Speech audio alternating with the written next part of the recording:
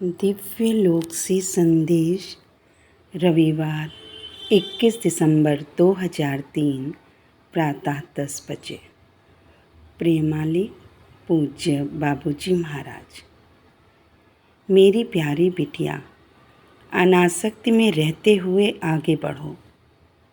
प्रेम की आभा जो तुम्हें संभालती है और पोषित करती है, उसका आनंद लेते हुए अपनी श्रद्धा का गहनता से अनुसरण करो। तुम्हारा दिल बेवजह ही हल्का, आनंदित और हमारे प्रति समर्पित हो जाता है। इंसान के मन में अच्छी तरह से स्थापित और सीमित मान्यताओं के परे जाना ही वास्तव में प्रेम करना है, ताकि वह इस शक्तिशाली लहर में बहकर ईश्वर के मूल सार में लय हो सके। मन की इस स्वतंत्रता को हासिल करना महान शक्ति देता है। यह आत्मा को उसकी उच्चतम नियति की ओर ले जाती है। देह धारण करना परम तत्व की खोज कर रहे इंसान के लिए क्रम विकास का एक मौका है। यह आंतरिक पुकार उसके भीतर महसूस की जाती है, लेकिन अक्सर उसे अनसुना कर दिया जाता है। वह खुद को जीवन के भंवर में उलझा देता है और तब तक इस आंतरिक मार्ग को नज़रअंदाज करता है जब तक कि वह दृढ़ता के साथ खुद को उस पर हावी नहीं होने देता। यह दृश्य हमेशा एक जैसा होता है, हालांकि यह हर संभव तरीके से घटित होता है, लेकिन परिणाम समान ही रहता है। इंसान जीवन दर जीवन भटकता रहता है और आखिरकार इस निष्कर्ष पर पहुंचता है, उसे ईश्वर तक ले जाने वाले महान द्वार से गुजरना होगा।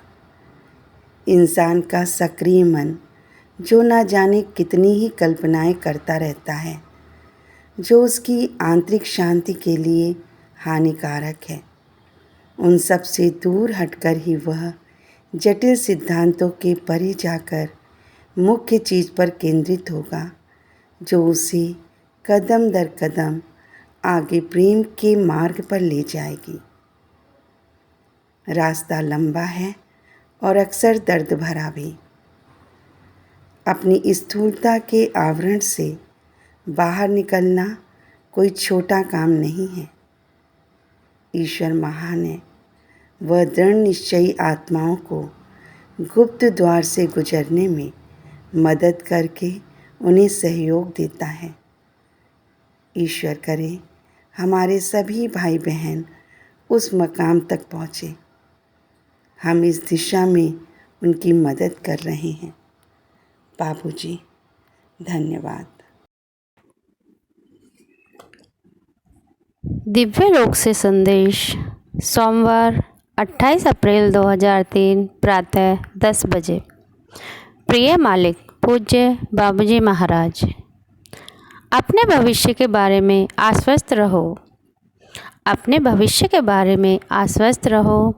इस समय जो चिंताएं तुम्हें घेरे हुए हैं, उनके परे जाओ। चिंता करने से क्या कुछ बदलने वाला है? ये संपर्क जो हर किसी को प्राप्त नहीं है, इनके साथ हर एक दिन को एक कृपा का पल, एक आशीर्वाद के रूप में जियो। इसके अलावा इस विषय पर तुम्हारे मालिक ने जो इच्छा जाहिर की है, अब ये संदेश रोज़ाना उन्हें मिलते हैं और वे उनके दिल को तुम्हारे दिल से जोड़ते हैं। तुम्हारा समूह अच्छी तरह स्थापित है और हम उसे सराहते हैं। मेरी बिटिया, तुम जानती हो हम तुम्हारे दिल का ख्याल रखते हैं। मेरी बिटिया, तुम जानती हो हम तुम्हारे दिल का ख्याल रखते हैं। अपनी परिस्थितियों के सिर्फ सकारात्मक पहलुओं को देखो। तुम आत्माओं के एक विशाल परिवार की सदस्य हो। तुम आत्माओं के एक विशाल परिवार के सदस्य हो जिसकी एकजुटता बेशक इंसानी स्तर पर नहीं देखी जा सकती, लेकिन वह मौजूद है और भरोसा किया जा सकता है। ईश्वर और वे लोग जो उसके लिए कार्य करते हैं, उनके प्रति समर्पित रहो। अपने जीवन के मुख्य उद्देश्य यानी आध्यात्मिक बोध की और उन्नति करने के लिए तुमने अपनी नियति उन्हें सौंप दी है। क्या यह सबसे खूबसूरत कार्य नहीं है?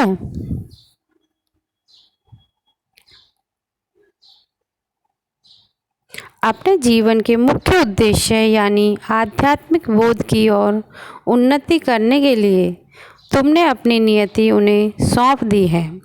क्या यह सबसे खूबसूरत कार्य नहीं है? जिस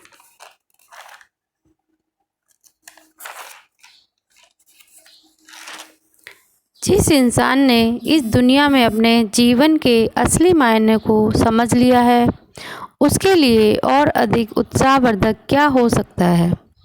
इंसानों को बारंबार दिलासा देने की ज़रूरत पड़ती है। उनके जीवन का कुछ अरसा खास परेशानियों से भरा होता है, जिनका सामना करने में मुश्किल होती है।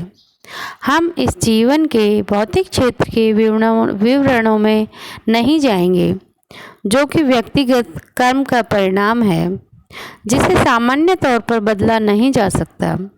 इसके कुछ पहलुओं को व्यवस्थित किया जा सकता है। ईश्वर महान है, वह एक निष्ठावान दिल की पुकार को अनसुना